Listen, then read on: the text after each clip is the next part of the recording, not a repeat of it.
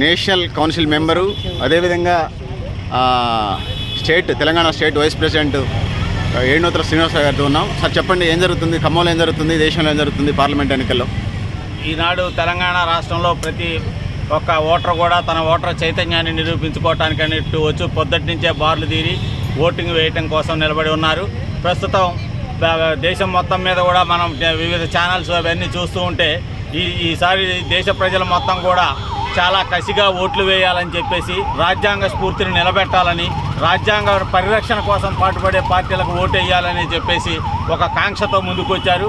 ఆ విధంగా రాజ్యాంగం ఎక్కడైతే అణచివేయబడుతుందో ఆ అణచివేయబడ్డ రాజ్యాంగానికి వ్యతిరేకంగా ఓట్లు వేయాలని చెప్పేసి, ఈ రాజ్యాంగ విధానాలను ఎక్కడైతే దారుణంగా తొంగలో తొక్కి రాజ్యాంగాన్ని ముందుకు తీసుకురానియకుండా ఆఫ్ చేసిన పరిస్థితులు ఉన్నాయో వాటన్నిటికీ కూడా ఈసారి వ్యతిరేకంగా ఓటు హక్కును వినియోగించుకోవటానికి జనాలు చాలా ఉత్సాహంగా పోలింగ్ బూత్లకు బారులు నిల్చున్నారు. కాబట్టి ఈ ఓటర్ చైతన్యం ద్వారా భారతదేశంలో రాజ్యాంగ పరిరక్షణ జరుగుతుందని మేము పూర్తిగా విశ్వసిస్తున్నాం.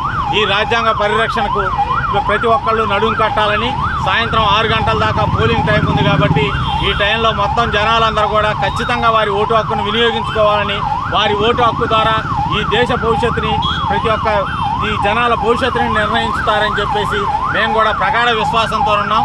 ఈ విధంగా ముందుకెళ్తే మన రాజ్యాంగాన్ని పరిరక్షించుకునే మన యొక్క భవిష్యత్ తరాలకు కూడా మంచి ఆలోచనలో మనం ఉంటామని చెప్పేసి విజ్ఞప్తి చేస్తూ ప్రతి ఒక్కళ్ళు ఓటుకొచ్చి ఓటు వేయాలని చెప్పేసి మరోసారి మేము కూడా ఆల్ ఇండియా లాయర్స్ యూనియన్ తరఫు నుంచి విజ్ఞప్తి చేస్తున్నాం.